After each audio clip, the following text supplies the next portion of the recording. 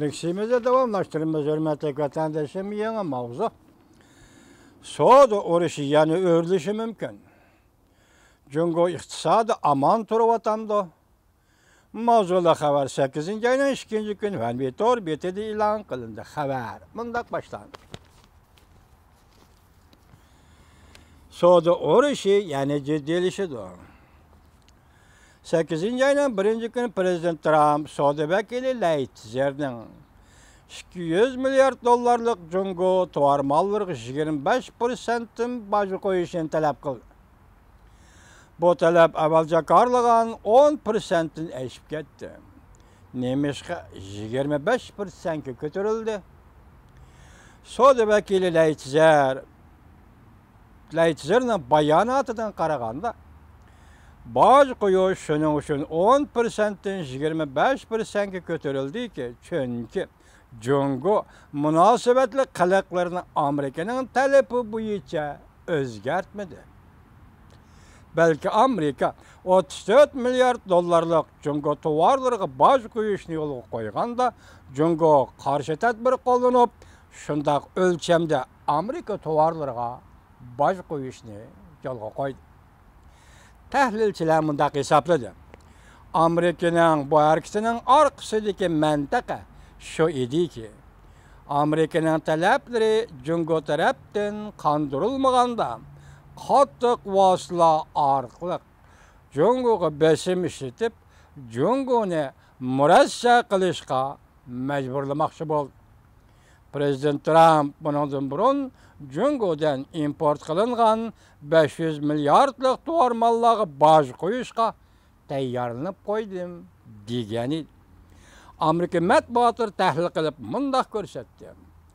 Prezident Trumpning bundaq qilish maqsadi Cungo'ni suhbat ustiliga kelishga majburlab, Amerika bilan yangi savdo kelishimini imzolashga ko'ndirish uchun edi. Lekin bundaq taktikani Cungo'ga ishlatgili bo'lmaydi. Cungo Savdo Ministerligining bayonoti 2. kuni bayonot e'lon qilib, mundaq ko'rsatdi. Amerika tarafining Cungo tarafga ishlatgan ikki qo'lliq taktikasi va bu xil qiliqlari Cungo'ga hech qanday rol o'ynamaydi. Amerikaning tahdidiga Cungo tayyorlanib qo'ydi. Zarba berishga majbur bo'lib, davlatning inovati va manfaatini qo'g'daymiz.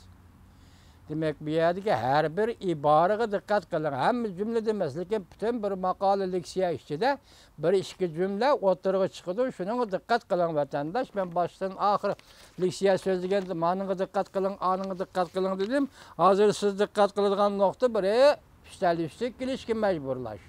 Amerika'nın maksidi değildi yukarıda. Endilikte Cungo nime dedi? Zarbi bir işki mecburi bolumuz dedi. Devletin inovati ve menfaatini qo'g'daymiz dedi. Demek bu iki söz ibarada mucmellik işletildi. Yani bu maxsus savdo sohasidan olqib chiqib, devlet menfaati ve xalq menfaati bilan birikkan chog'da bu siyosiy tarafga eg'iproq chiqqan jumla bo'lib hisoblanadi vatandaş. Buni avval Cungoluklar başladı degan gap. Yani bir taraftan savdo sürkülüşü devamlıq örleydigan bolsa, işqi oruluşuş, tashqi savdo ve makroluk iqtisodga eğer zarbi elib keldi. Siyosat belgilash qatlimi buningga qattiq tayyorlanib qo'ydi. Cungo'ning o'ch elish tadbiri Amerikadan import qilingan 60 milyard dollarlik tuvarmalga baj qo'yishni qaror qildi.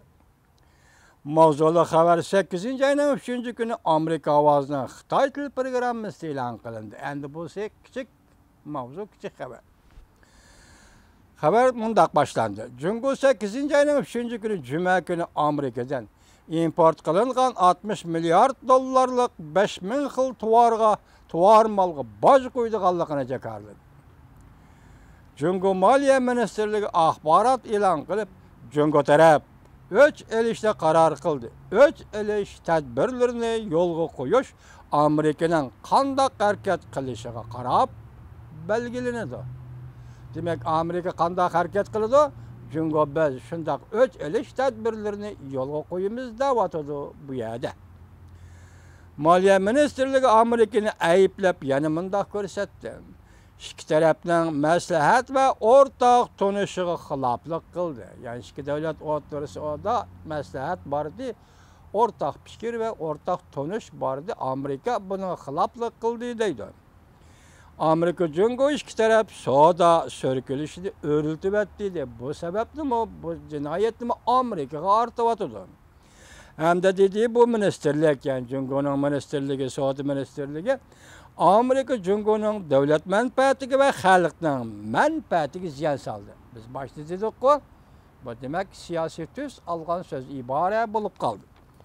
Yani bir taraftan cuma günü yeni soda statistikisi aşkarladı ki, eksportun azayıp ketkenligi, importun köpeyip ketkenligiga asaslanıp, Amerika'nın 6. ayda soda kızıl rakamı 4 milyar 630 milyon dolar bulup hesaplandı.